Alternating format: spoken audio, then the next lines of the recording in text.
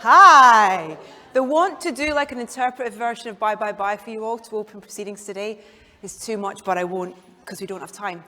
Good morning, everybody. So lovely to see you all here in this wonderful room. It is my genuine pleasure to be your host here this morning for this press conference of Marvel Studios' Deadpool and Wolverine. We have some very exciting cast and filmmakers who are going to join me in person on the stage, who are going to answer questions both from you lovely people in this room, but also joining us virtually. We're thrilled to have over 200 of our international friends who are joining us this morning via Zoom.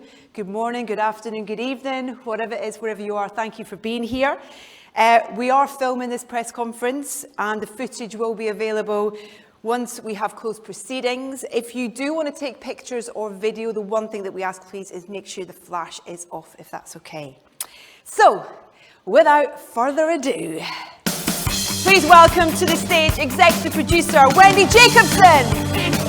Returning as Peter, it's Rob Delaney. Playing Cassandra, it's the phenomenal Emma Corrin. Director, writer and producer Shawn Levy. They finally got together, Reynolds and Hugh Jackman. And last but by no means least, Deadpool.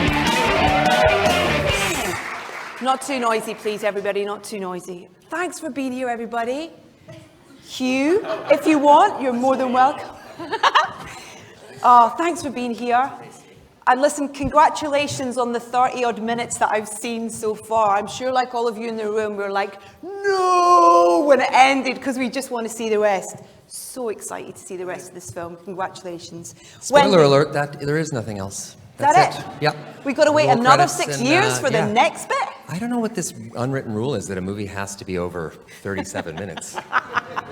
Yeah? I mean, yeah, the tease was good. Wendy, I'm going to start with you, if that's okay, down the end, because you're the kind of, I guess, the connective human, the people between this, the Marvel Universe. Talk to me about navigating those storylines and references and producing something of this scale.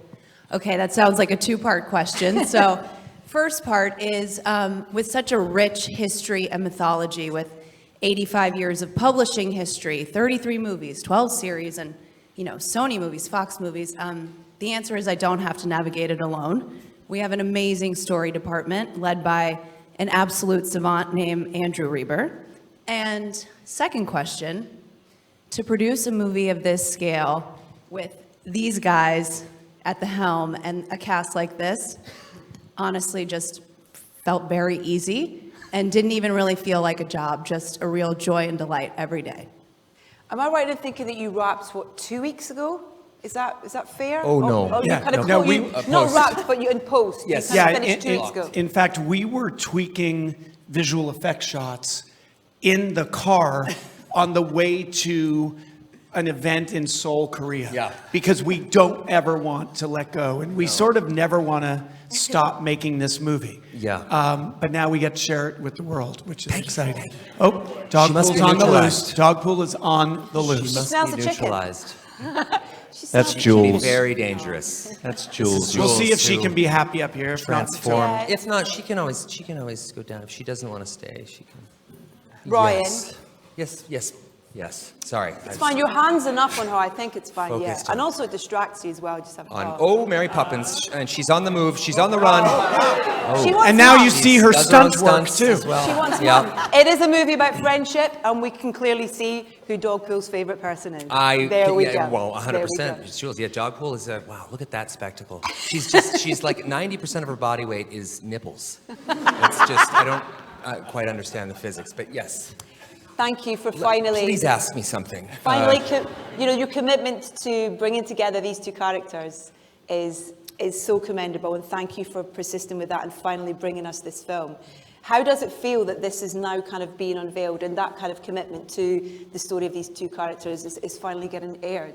I mean, it's incredibly gratifying, but I don't think I can take credit for that. I mean, it's sort of tantamount to I wished upon a star that Hugh would one day put the yellow suit on and be Wolverine alongside me and as Deadpool, and and I tried my very first pitch to Marvel was a Deadpool and Wolverine movie, sort of with a Rashomon story where the first act is of course subjective as well as a Rashomon story should be, but the first act is just through the prism of my experience. So I see Wolverine a certain way. The second act is Wolverine sees me a certain way. The third act is the objective experience. I pitched that, and he didn't use these exact words, but he was like, Kevin was like, no. I think there was an absolutely not, and the exit's that way. And now all I hear is sequel. Yes. Now right? thank you for pitching our sequel here. But I just finished pitching a short where Deadpool is interrogating a guy, and we come to find that he's the hunter that shot Bambi. Wow. And It's crazy that they passed on that. yeah, and Disney was like, we don't fuck with Bambi. I was like, oh, okay, sorry, I didn't know it was a sacred cow. How many other mothers have you people killed? I mean, every movie, the mother, yeah.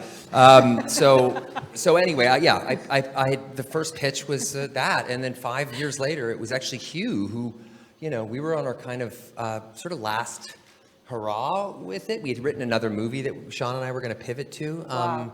And Hugh called, and I can let him tell that part of the story. But that's sort of really how it came to be. What made you want to kind of get back into the? I was broke. I was doing theater. Yeah, theaters, yeah. It's just the love of the game, yeah. It's a killer. I mean, his nighttime skincare routine alone would bankrupt you. I mean, it's where these products come from, I don't even know.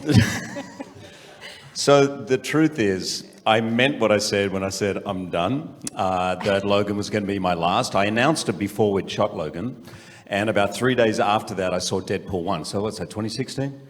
And about 15 minutes into the movie, I was like, oops, maybe I should have watched this first. But then for the next 4 or 5 years, I could see those two characters together. I was watching the movie, all I kept thinking about was 48 Hours, The Odd Couple, Planes, Trains, Automobiles. I could see how these two characters would work. And then I can tell you the date, August 14th. I was doing theatre, August 14th, 2022, and I was driving, and it came to me like that I wanted to do it again, that I wanted to do it with Ryan playing Deadpool, and I wanted these two characters together. And I knew that Shawn and Ryan were about to shoot, or somewhere on the process. And so Not even close. I pulled up, I thought they were about to shoot, so I pulled over the side of the road and I rang Ryan and I said, Wow. Ryan, I want to do this. Please tell me you'll do this. Please tell me. I really want to do it. So like when these in the modern era, when someone like calls you on the phone, like Hugh called me, and I was like, "What's going on? Are you dead? Like, why are you on the phone with me?" But And there was a pause. There was a pause, and he said that this timing is amazing because we're about to have a meeting to pitch our last pitch to Marvel in about 3 hours. Oh my God. And you can take over from there. I mean, yeah, it's just it was I won't belabor, but it was as simple as just kind of fake it till you make it on the Zoom with Kevin and the team. We sort of bullshitted our way through it with Shawn and I kind of said, well, what about we got a call? It feels serendipitous. It feels this is crazy, but Hugh called today and said he wants to come back. And I know Kevin and I we went down this road before, and then we kind of loosely pitched a movie that was just fly by the seat of our pants. Like it wasn't, and it actually became. Yeah, because as soon as Hugh called, as soon as we contemplated this duo, finally, this story, this duo, it gave this third Deadpool movie its why. It gave us the heart of this story, and it's given us the heart of the movie. And the how also came together quite quickly after that, because Logan is very sacred. I mean, we all revere that film and Hugh's performance. So finding the how was really interesting. But once we locked into that, in large part to Hugh and his sort of thought process around the role and the character, it was just so much fun. And writing this kind of movie, you don't really write the comedy as much. You kind of come back to that. You have to write a movie that just works emotionally, has that strong emotional arc. Then you go back, and then it's just like the fun part. You're just Well, that was one of the things I wanted to ask you, because just hearing you talk about how quick you had to react to Hugh reaching out and going, let's do it, to you then having to pitch that, it feels like it's come from a genuine, real place of friendship and trust and a relationship that's been poured into the story in a way. Is that fair? I mean, we were talking about it this morning, and I don't mean to sound esoteric about it or a little too sappy or emotional, but like we really feel like the three of us kind of loved each other into this moment when the way this movie turned out, because it's rare that you have an experience that is kind of peerless, and then that experience somehow is even better on the screen, and the movies just feel so complete and and also different, like a different type of movie for the MCU, which we're all immensely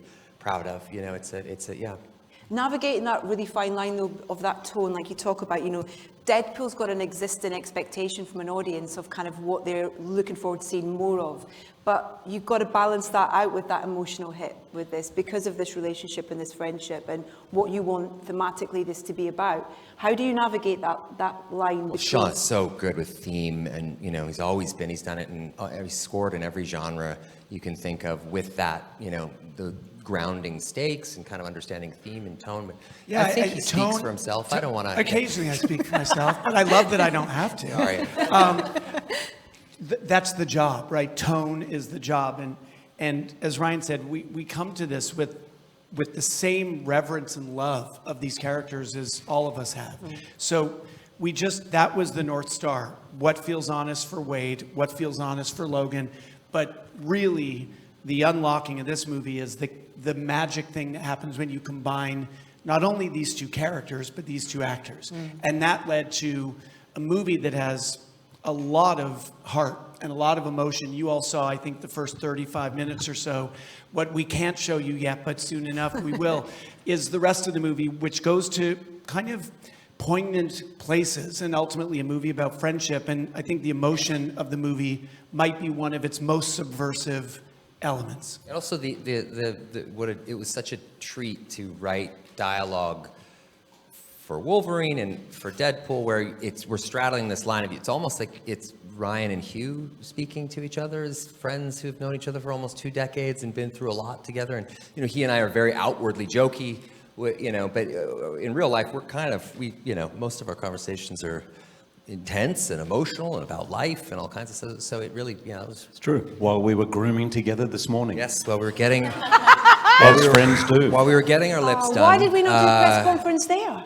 Yeah, right. Let's do And this. having played Wolverine for now it's 24 years. I think you can say quarter of a century. Quarter of a century. I was 99, 4. almost 25. Emma was 4. I was 4 years old. I hate you. So these guys and the other writers wrote for Wolverine. You didn't see, but there's one monologue I get which has more countable words than I've used in an entire movie playing Wolverine. And there are parts of the character that I'd pitched in different versions and tried to get across, and I can't tell you what it is, but it was something that I've been scratching at, and these guys hit it. And it was so thrilling. I don't know, something about maybe being at my age at this time of my life and with friends and playing the character and having such joy, and I feel so invigorated playing him again. And I think fans are going to see a whole different side, which I'm really, really excited about. But these guys wrote so generously and with incredible detail and love for the character, as they do for all the characters.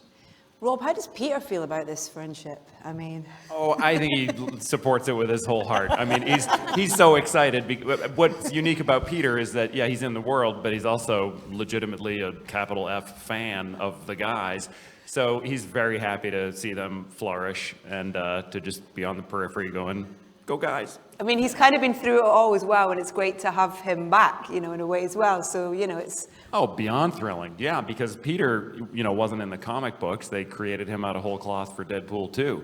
And so to be there at the genesis of Peter and then have people like him enough to bring him back was so thrilling. So just an honor. We like him. Peter died with all of X-Force in Deadpool 2. We brought him back from the dead in the coda. No, I remember. Because it was so much fun working with Rob and the humanity he brings. And Rob, if you know him, he's a subversive and, a deeply troubling individual, and yet he presents with this sort of Ned Flanders sweetness, a guy whose only superpower is type 1 and type 2 diabetes. Just one of my favorite all-time. And I'd say Peter in Blind Al Leslie Uggams, who couldn't be here today, which actually literally kills me that she couldn't, are just, emotional anchors for my character, and I just love playing in the sandbox with them.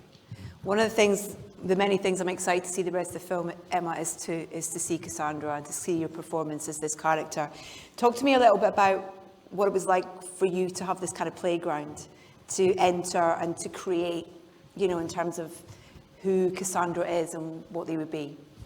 That's a great word. It was a playground. Like from the minute that I sort of was first approached by Shawn, and you gave me the pitch of a lifetime.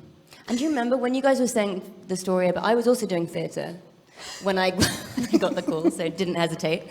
Also, I don't know if you remember, Shawn, I just got a chemical peel. Yes. So I decided to get a chemical peel whilst I was on stage in the West End. Don't do it. I didn't really know what it was. My whole face shed and burn off It was my face. very red. Very hot. What happened to Peggy? Yeah, exactly what happened to Peggy. And I remember my team saying, we've got this meeting, and I was so excited for it, but I was like, I can't do this. I mean, I look like I've had a terrible accident. It's not great. And then I Googled Cassandra, and I was like, oh, I'm fine, because she looks fucked. But I had such a great chat with Shawn, and from that moment, hearing your ideas, and then Ryan, when we started chatting about Cassandra, you brought so much to the table in terms of creating this amazing space where you had a real idea of what you wanted and needed her to be for the film and to be part of this incredible friendship story and what she was going to add, but there was also so much freedom to bring stuff that I also discovered along the way. Yeah. Would you describe her as a villain? I think she's totally the hero of her own storyline. I think she doesn't really think of herself as one. I think she's just doing exactly what she wants when she wants, in a nice way that sort of, she could wake up and be like, today I want to be nice. But then, oh no, I don't feel like it anymore. And yeah, I want to be Cassandra now. Yeah. How helpful are those kind of tools in terms of costume, makeup and props and stuff? How helpful is that in terms of completely inhabiting a world and a character? I mean, I always find those bits helpful. It's kind of the last section that you zip up into that person totally, and then you're there. But especially for this role, because I had this bald cap, and there was always a moment in makeup where they were like, right, put down your phone, because I had these prosthetic fingers on. And literally from that point, there was nothing I could do apart from, I couldn't even go to the bathroom alone. It was humbling. There was one person who came to set who thought they were my real fingers and took someone aside and was like, Emma's fingers are... I was like, God. That was Blake. Yeah, she still feels like she had her foot in her mouth on that one. I love it.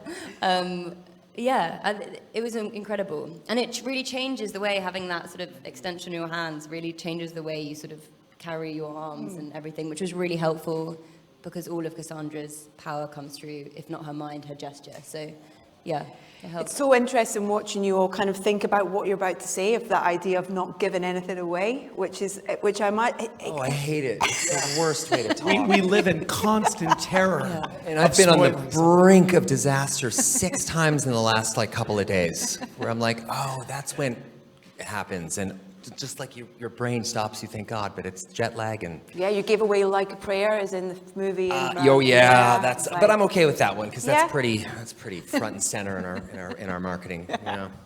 But never normally makes in the full film, but I'm excited to see it in there, because music's such a big part of it. But Shawn, you haven't worked with these guys before, but was it a different experience working with them in this world and this, or... Yeah, it surprised me in a way, because I'd worked with Hugh on Real Steel, and Ryan and I had made Free Guy and Atom Project, but when these guys, and I know we all felt this, when they step onto set in the yellow, in the red, and my buddies become something else, they become iconic. And there were many moments for our crew, but even for me, and I didn't admit it as often as I felt it, because I had to retain some perch of authority. But when it's, oh, fuck, that's the Wolverine. Fucking Deadpool. You fan out. Keep it calm. Outside, calm, authoritative. Inside, flipping out. Because you see these actors and these buddies elevate to something larger than life. And to tell a story that is character anchored, but about characters who are larger than life, that's a really juicy opportunity as a storyteller. How you're able to convey so much story in someone who's in a suit and a mask all the time as well is mental. Like, it's kind of, to be able to convey different emotions whilst we can't see your face a lot of the time is... Yeah, well, I mean, the first time I ever put the suit on was back in 2015. I took a camera crew just for the day for myself, just on in the studio, just to work that out. But it's honestly, it's clown work. It's just straight clown work. Like, you know, your hands, your voice, your mannerisms, the slightest movement, the largest movement, they're all basically conveying microfacial expressions that I can't use, you know? So my voice has to do that kind of heavy lifting, and same with my body. And I actually never feel freer than when I'm under that mask. And then when I take the mask off, there's a prosthetic applying. My whole face is prosthetic Another makeup, mask. and it's basically another mask, yeah. And again, I feel like a whole different brand of free. So I really love it, and I don't take it for granted. And we as an audience, and I know Emma and Rob and Hugh and Wendy and I, all of us, we every day would remember, man, we take Deadpool as this amazing, iconic character, but there is no one else, no other performer now or ever who could do what Ryan does, to do such a vivid character without the main tool of an actor, one's face. It was incredible, and the physical performance, the vocal control and nuance that Ryan does intuitively and brilliantly, it's a marvel to watch, isn't it? I'm so glad you said that. I'm so glad you mentioned it, Edith, because it's incredible to watch. I've known Ry for 17 years, and he's incredibly talented and funny. But to see the specificity, to see the detail, to see... I mean, actors are often saying, where's the camera? Are we here? Well, you know, you hear that all the time, but I'm on set and Ryan's going, can you see my hand? What if I do up here? Is my hand here? What about my shoulders? And it's because he's communicating with every part of his body. And it is, and when you go to Ryan's house, which I do a lot because he's very rarely there as a father, but... That's okay to say, isn't it? Oh, it's funny because it's true.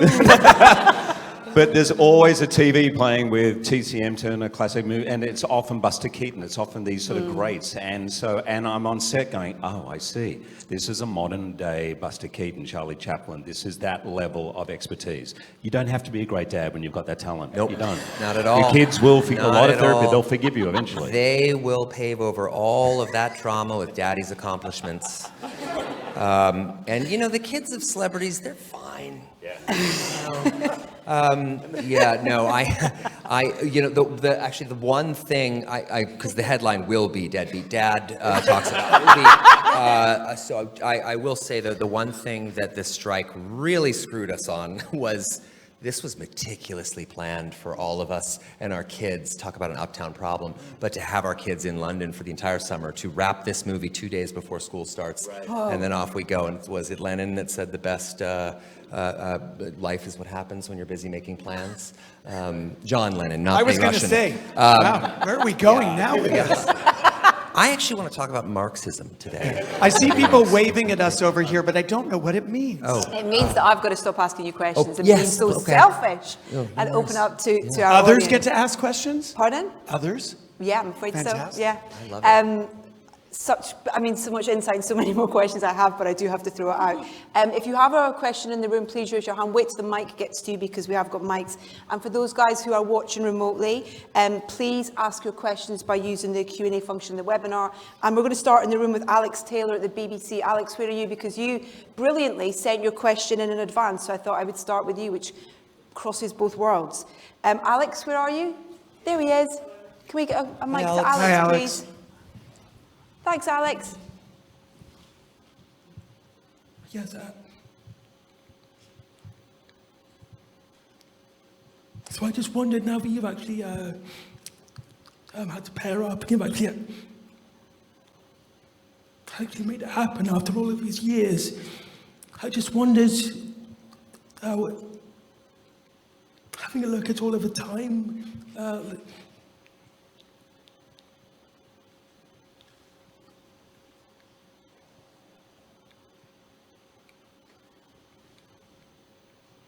lines and all that, having to merge everything. Who else in the MCU would you like to actually pair up with next? Well, That's a good question. Yeah. yeah, like battle with next. Future pair-ups. And why? I cannot even imagine thinking about what's next after this. I just loved a couple of things about this particular film, which is that, I feel like it, sometimes you can get really lucky with timing. I feel like Deadpool 1 was a great beneficiary of a cultural landscape that was, changing quite rapidly, and we got pretty lucky to be in the right place at the right time. And I feel like this movie's also that, writing lines like, Deadpool, deliriously believing that he's the Messiah or Marvel Jesus. I mean, these are things that were written before any kind of analysis of a larger systemic storytelling issue might be at play in the media. So I'm really lucky in that way. But so in terms of a pairing, Alex, I don't really know. I mean, I love being able to do a movie that is it's in and of itself just a movie. It's not Deadpool Wolverine isn't a commercial for another movie. There's it's just not part of the DNA. So I don't know. You're so lucky because a lot of people don't know how jealous Wolverine can be, and if you mentioned anyone else, I will kill Right, them. I know, right? Just the claws come out. Particularly if it's another Australian. If it's another Australian superhero, I'm sorry. Yeah. So Thor is out. Thor is out. Okay, so not Thor. Paul I love you, Hogan is Chris. a Paul. non-starter for Hugh. Yeah. I Crocodile mean, unless Dundee, this man actually. has had Let's bring 17 Crocodile hours Dundee. sleep, he's going to be pretty grumpy. Yeah. Thank you so much Thanks, for your Alex. question, Alex. Sean, this is from Jacques from France. Says, what's the first thing that cinema should bring, magic or emotion? I think emotion is magic. And I think that is the job of the movies. Nice, great answer. That was so great. Just I'm gonna throw come the over mic on the here ground with a and mic. get out. Yeah. Well, that was Yes, that was you've an done actual what you mic need drop. And it was brief. Yeah. Okay, just in here we go. Thanks. Hi, if you can just say your name and where you're from, please. Thanks. Yasmin Kandil for discussing the film. I actually had the great pleasure of working on this film for a week, the first week back from the strikes. And you kind of touched on the negative aspects of coming back from the strikes there. But do you guys feel in any degree that break enriched the film? Did you get to sit with the characters a bit more? I mean, first off, what did you do on the? I was in the AD department. Oh, right on. Oh, cool. So you only worked on for a week? Yeah, I did the first Did you week blow back it? from the What strike. happened? Someone has to do the dailies. We're a soft crowd, so I don't. Yeah. Yes. Did the strike? The question is, did the strike enrich the? My God. I mean, if you could, from a fiscal point of view, stop a movie in the stop the whole industry. No, stop a movie right in the middle. Assess everything that you have. Edit the film. Edit the hour of footage you have. Put it together, and then just zoom out. One of the things that I realize I'm so lucky to have in this partnership with Shawn, and certainly this partnership with Hugh, Hugh, what is that? I don't want to say Hugh, is this ability to pivot, but do it responsibly, right? It's not impetuous. We're all mindful of budgets and time constraints, and the idea that too much time and too much money will kind of annihilate creativity in a lot of ways. So I love it. We're just dumpster divers. We scavenge we use every opportunity, good or bad, to sort of tell the story. And many of even the constraints coming from the top down at Marvel, we use to our own benefit. So, man, coming back after the strike, I mean, we had entire character arcs that Well, we changed. talk I mean, a lot about, you got to listen to your movie. Whatever your initial intentions were, listen to your movie. It's going to tell you what it wants to be. We edited the hour of the movie that we had shot. So we were able to sit and listen to our movie, and when we came back, Yeah, we all watched it, which was crazy. Oh, because and I we hadn't- shared it, I right, hadn't yeah. started shooting yet. I was meant to start in the summer, and then the strike happened. So when I came back, these guys were like, "We'll just watch the film," and then just it said Cassandra here. And so I just it was incredible. I could see completely what the movie. Obviously, because you shoot out of chronological order all of the time, it's quite confusing when you have your first day or whatever, because you don't really know what you're catching up with in the place that you're at in the movie. So I could literally see what you wanted her to be and what you needed her to be in those moments in terms of this epic narrative arc that you'd created. It was incredible. And we wouldn't have had you, Penny. Yeah. Barbara. Week was Good so luck brief. in your future endeavors. Too brief. Sicily. No. It was This a is memorable from week. Eva from Spain, who says, for Emma, what was it like to play Xavier's sibling? Ooh, I mean, pressure, I guess. I did rewatch both Patrick Stewart and James McAvoy's performances, which I still can't tell if that was a good thing or if it scared the living daylights out of me. But there was something that I was really interested in of like when your power is so much in your mind, how that is portrayed on screen. I think I figured out if you just pretend you're sort of doing really hard, or if you actually try and do really hard maths problems. And then you sort of have that kind of lingering, what are they thinking about sort of thing happening. But basically a lot of fun and very honoured to join that sort of double act, yeah. Eva, thank you for your question. If we can get a microphone on someone on this side, just there we go, yeah, there. Great, and then we'll come over here in a sec. Hello. Hello, hi, my name is Hassan from Geek House Show. You've both been playing these characters, throughout the years magnificently, and, you've both been in two of the best comic book movies in the genre, in Deadpool and Logan. What makes this movie, Deadpool and Wolverine, specifically, unique and different in comparison to the other movies in the genre itself, and how do you keep these characters fresh and different every time you play them? Thank you. I want to first give it up to these guys as not obviously Ryan as a star, but as writers, he and Shawn, and as producers. Their DNA is very much in this movie, which I think is tailor-made for audience delight and joy and humor, but also heart. And I think that's really what these guys brought every single day. And I think on top of that, these two characters together, I was thinking about Midnight Run just before. There's so many movies where you see that kind of juxtaposition of two characters that seem very different, but actually have a lot in common. It's just a beautiful way in, and it's certainly different for me than anything I've done as Wolverine. And I think for audiences, it'll feel very different. It was the reason I really wanted to come back in this way, because I thought, that's something we haven't explored before. So. And I think I just felt invigorated. I honestly, I mean, Logan is, 200 years old, and I think being like 95 myself, it really helps. But being old, it helps. And also, I'd said no to it, I'd let it go. I thought I'd come to peace with it, but when you come back, because you desperately want to, and particularly in this form, in this way, I relished every single day. So it felt incredibly fresh. And as I was hinting at, there's different sides of the character that I wanted to play.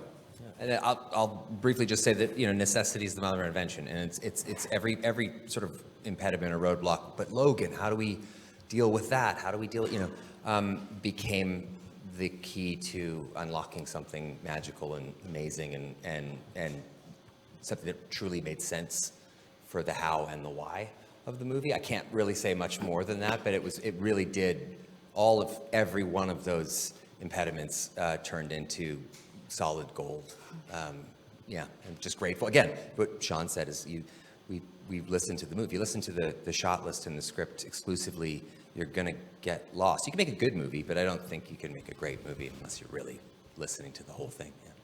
I mean, even in the footage that we've all seen, the different versions of Wolverine that you get to play, even in that kind of, that in itself must have been a great opportunity to just kind of play with the extremes of where it could go in a way.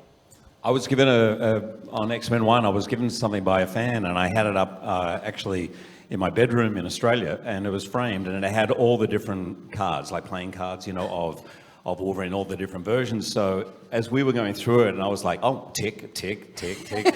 It was so cool, because that had been there for 24 years, and it was amazing to play it all. It's just to dress up in different ways and punch the hell out of Deadpool, it just killed him. It's awesome. It's great fun. The only Wolverine I really felt like we missed was an actual Wolverine, which many people don't know is the largest member of the Weasel family, the North American Wolverine, and just also a real dumpster diver. Yeah.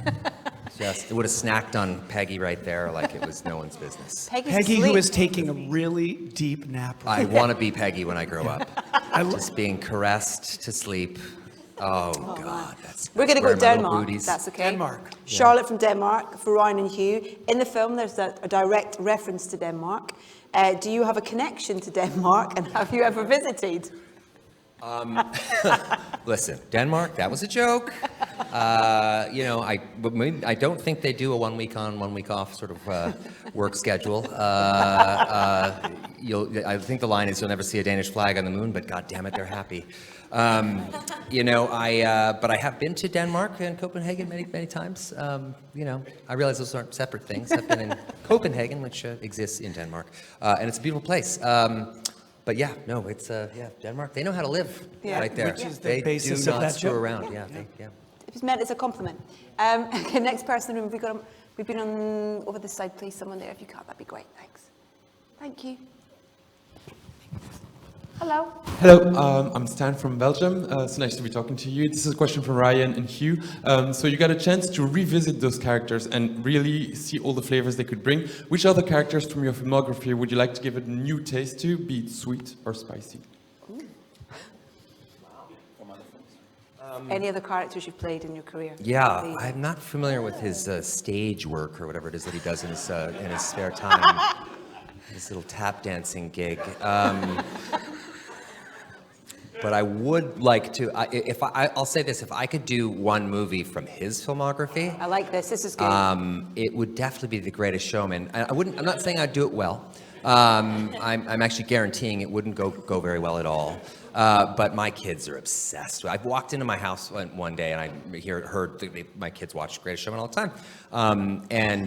As I came around the corner, they're all singing along, and it was one of the most beautiful moments I've ever had with this guy right here. Is this guy standing in front of the television while the movie's playing, acting out all of the movie with my kids. And I'm like, you little bastards have no idea how good you have it right now. Like, you won't appreciate this for 20 years. And it was a magical moment. So that's the one I would probably make. My filmography is just literally untouchable. When you get something to a certain level in a bar, you just, anything after that's going to go straight down, straight to hell. Hell in a handbasket. What do you say, Hugh? Which movie do you want to make? untouchable. 1997's Bolt Neck? Is that what you want to do? Huh? I wouldn't mind revisiting Van Helsing. Just aesthetically, maybe not do the hair extensions. Maybe I'll look at that. Yeah. Questionable hair in Van Helsing. And teeth. Yep. Love it. Everyone's imagination has just gone crazy. Miriam from France, for Ryan. Why do you think people like anti-heroes? Do you think their villainous side makes them more human, making it easier to identify with them? Well, I mean, I think when I think about like heroes, like when I think about Superman, I find Clark Kent to be interesting. Like that's the part, not Superman, Clark Kent. So like when you're thinking about heroes, we love to see how fallible they are. That's the thing that is interesting. And I think with anti-heroes, we want to see their humanity. And their humanity is the thing that draws them from rest to effort and takes them in a direction that I think is inspiring. I think you'll relate to anti-heroes in many ways because we all feel a little bit like that. We're all kind of in touch with we don't acknowledge our dark side as much, but anti-heroes seem to kind of live authentically in that skin, and there's something quite enviable about it. I would love to be Deadpool. I mean, I would love to have that kind of freedom that he has. Yeah, he says so much that we're all scared to say, basically. Yeah. Absolutely. Yeah. Back to the room, please. If we get someone on this side, please, if you can get a microphone, and then we'll probably get one more. Go on, just pick someone. There's so many hands up. Sorry, I'll come to you soon. Hello. Hi. Firstly, thank you for creating such an incredible movie. My name's Olivia, and I'm a Cineworld. I just wanted to know, there's been a lot of speculation around this movie, and obviously without confirming or denying what's true, what's the wildest rumour that you guys have heard about what's to come? And please fuel it. I heard a rumor that King Charles was in the film. That's true. No shit. Yeah. Wow. Yeah.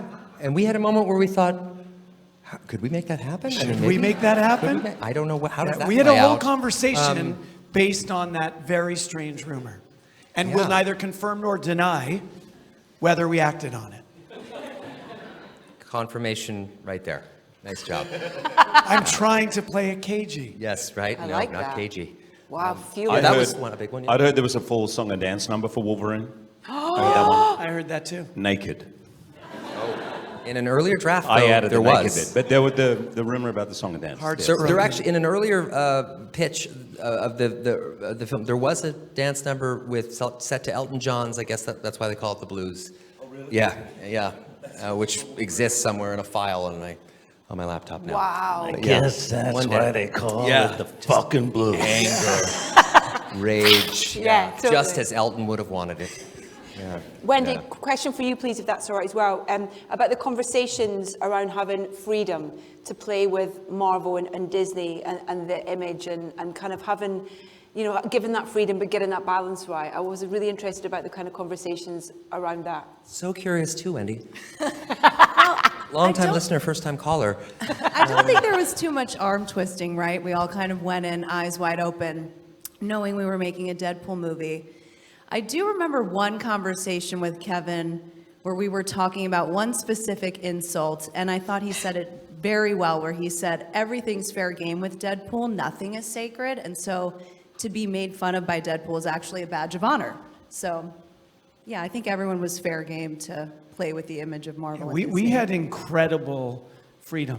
I kind of kept waiting for the lines to be drawn, and they never were. So we really, we drew our own lines, and if it made sense for story, we were empowered to do it. There's also the character in and of itself is not cynical. So there's not. I mean, Deadpool's never like, punching down or take. I take shots at me, Ryan Reynolds, a lot. Deadpool takes shots at himself. I mean, I feel like Disney's kind of Fortune 50 fair game, gigantic capitalist machine.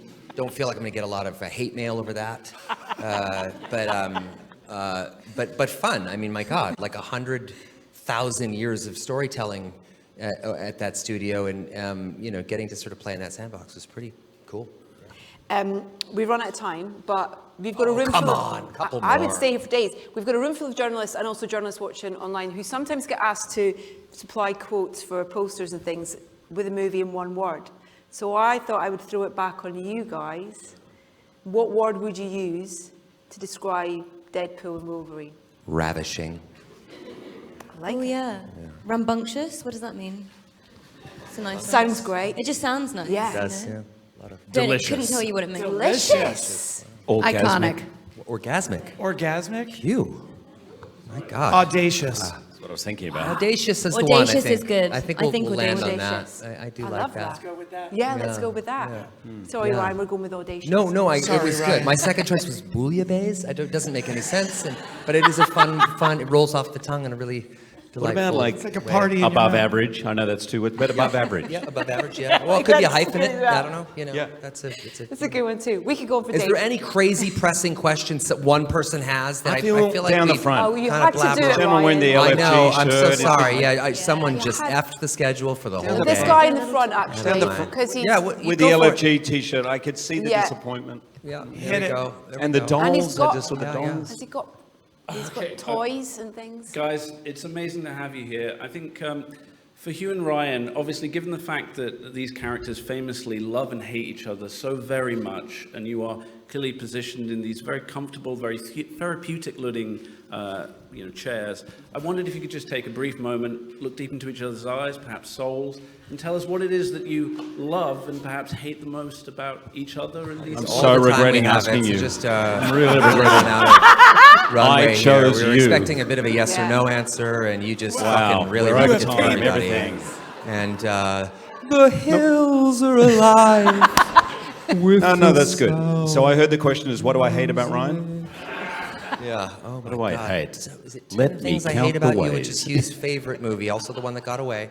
I would say though, I would say that I've really never met somebody with the level of integrity. I can look at him. I can do this. You can look at him. The level of integrity that Hugh Jackman has. My very first memory of him is in 2007 or 8. Don't forget, I'm not very good with that years, but on the movie X-Men Origins Wolverine, ironically the last time Hollywood was gripped by a writer's strike. Yeah. Incredibly tough movie to make. I watched this guy operate that set. He's a big movie star, and I was in the presence of somebody who was not only great, but they were kind and grounded and sort of understood the mission of unity on that set and knew everybody's name. And I remember thinking to myself, if I'm ever lucky enough to be in his position, I hope I'm just 1/10 of that man. I hope that I can take 1/10 of the lessons I'm imbibing in this moment and be that guy. And now that I'm so much bigger than him, and I'm sort of the Death Star, and he's kind of like an X-wing, schmuck, sort of floating around the universe. I've taken many of those lessons and realized that too big to fail at this point. So I just kind of crush my enemies, the blood of my enemies. I'd like to drink that. No, Hugh is the best. What you see is what you get. He's as advertised. It's he is everything you want, you wish he was, and more. Yeah, genuinely. That's a lot of eye contact. Let's just leave it there. A lot of eye contact. Yeah. I didn't even blink. I don't even need to lubricate my eyeballs as I look at you right now. I'm just lost in his manly Australianness. Thank you. Yeah. Thank you for that last question. Thank you. Listen, 25th of July can't come quick enough for us all to see it in cinemas. Thank you for your questions in the room. Everybody else around the world, wherever you are. To you guys, our wonderful panel, please put your hands together, please, for Wendy, Rob, Emma, Hugh, Ryan, and Shawn, everybody. Thank you so much, folks. Oh, and dog poo. Peggy, it's time to get back to work. Our alarm clock is set to activation.